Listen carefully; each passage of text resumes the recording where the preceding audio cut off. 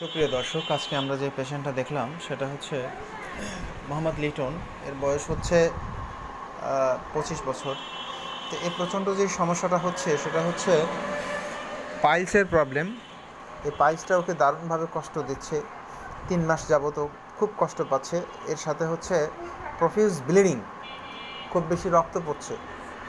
তো ওর যে সিমটমগুলো আমরা কালেকশন করলাম সেটা হচ্ছে গরমে প্রচুর পরিমাণে কষ্ট পায়, এরপরে ঘাম আছে প্রচুর, মিষ্টি একদম খেতে পছন্দ করে না, ঝাল খুব ভালোবাসে, এর সাথে গোশ খুব ভালোবাসে, আর হচ্ছে পিপাসা যথেষ্ট। তো এই সমস্ত সিমটমগুলোর উপরে ভিত্তি করে যেই মেডিসিনটা আমরা সাজেশন করলাম সেটা হচ্ছে ফ্লোরিক অ্যাসিড।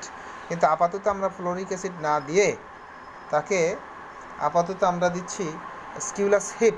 এর কারণ হলো তার মনে হয় যে তার পায়খানার রাস্তায় একটা কাঠি ঢুকে আছে, এরকমটা মনে হয়, এবং সেটা রক্তস্রাবী অশ্ব। সেই জন্যে আমরা প্রথমত অ্যাপ্লাইড হিসাবে তাকে হ্যামামেলিস মাদার টিংচার এবং স্কিউলাস হিপ দিচ্ছি। পরবর্তীতে আমরা তাকে দিব ফ্লোরিক অ্যাসিড। পেশেন্টের মুখ থেকেই আমরা শুনছি সে কত কষ্ট পাচ্ছে, পাইলসের কারণে খুব বেশি কষ্ট পাচ্ছে। তো